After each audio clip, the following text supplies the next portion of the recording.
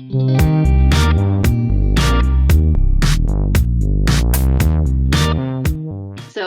if we can go to the next slide, Chris, we'll talk about Grove City. So this is just a little bit about Grove City College. You can see here, Grove City College is located about 50 minutes north of Pittsburgh. They've got a population of approximately 2,300.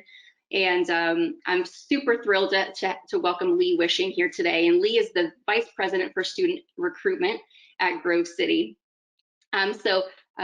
Lee, if you would love to hop in, there he is. And Lee's got the nice little snowy background in the back, being December 1st, going along with the theme here. So Lee, thank you so much for joining us today. Sure. And spending some time with us. So, glad to be here. Perfectly. Well, tell us just really briefly, tell us how long you've been at Grove City and how long you've been in higher ed. I've been at Grove City for 27 years, and I've been in higher ed for 27 years. So. And Lee, tell us a little bit about what your recruitment process looked like, prior to capture, and what kind of pain points were you previously experiencing? Well, that's a really good question. So I came into the office 5 or 6 years ago. Grove City had been kind of in a downward, maybe 10, 15 years, steady kind of downward decline in applications, and which, if you know about Grove City, at one point we were, had 4 or 5 applications for every opening, and so my role really was to make sense of what was going on and bring a sales and marketing perspective to it. Prior to my 27 years at Grove City, I was in financial sales, and I owned and ran businesses. So they wanted me to kind of bring that background here. I guess I would say what we tried to do is just, for the purpose of this webinar, simplify processes and define processes. We broke our unit into 4 different teams, and as you were saying, Ashley, trying to make things, especially for counselors, simple. And so we found that the capture tool has been very helpful toward that. And you've been a capture partner now for a couple years now, Lee. So talk, if you would like to share with the audience how you're using capture and how you were using it in the last cycle and how that may have changed now going into this year after looking at the data.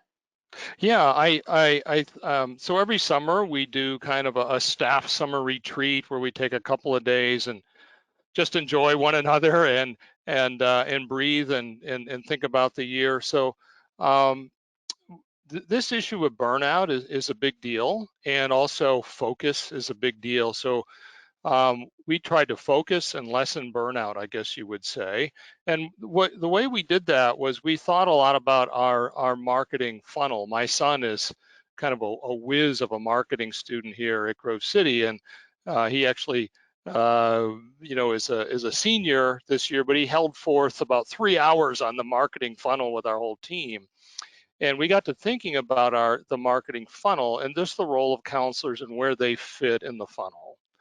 And for all of you who are in capture clients, think about this pretty simply. What we thought about: counselors are best at the lower end of the funnel or in the later stages of the marketing process and personal selling.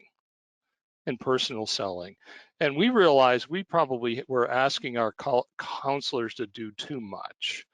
And so we wanted to get them away from working with inquiries, even app starts. We wanted them just to work where they could really be effective, where their best use of their time were with submitted applications. And even app starts to submitted applications, but nothing up in the inquiry level.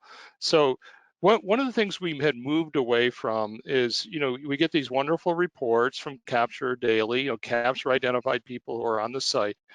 We honestly stopped using those. And what we relied on, because of this issue of staff burnout and then efficiency, it's like we didn't just say, we're not going to use Capture anymore. We think we're using it smarter. And so we're trying to use capture at the top of the marketing funnel. Think of, prospects like cold prospects and then inquiries and app starts. We're using all of the electronic things, the toasters and popovers and triggered emails, all that electronic stuff. That's working for us 24/7 behind the scenes to drive prospective students to the app start. And then at the app start, we've got like really two specialized people that do use, one in particular who is using the CAI score to drive them to the app submission. And then what we're doing at the app submission level with a capture and our counselors is we'll identify pockets in there by CAI score where they can work. So it's much simpler, much more refined. And what our counselors are doing is every day we give them, they don't even have to think. We just give them the list by the stage that the student, prospective student is at. We say, do this list, do this list, do this list, do this list, clean your list out. You don't even have to think. The people who are doing the thinking, and one of my colleagues is on here listening, Sarah Nichols, they're the ones working at the top of the funnel, creating those lists, but they're also creating the content, working with our capture partner, Joe Heltzel, to create the content at the right timing, the right audience, and so forth to intentionally move those people through the funnel. And I would say on Chris's thing, he talked about 4 things: prioritize outreach, capture's great for that; stop burnout, capture's great for that; better way to leverage. I would just say that number 3, better way to leverage. Think a lot about that top part of the funnel where engaged will work for you 24/7 behind the scenes. And that's where your marketing team, we build a marketing team into our office. The college has a marketing team, but we build a marketing team into the admissions office. I mentioned my colleague, Sarah, she's on, she leads it.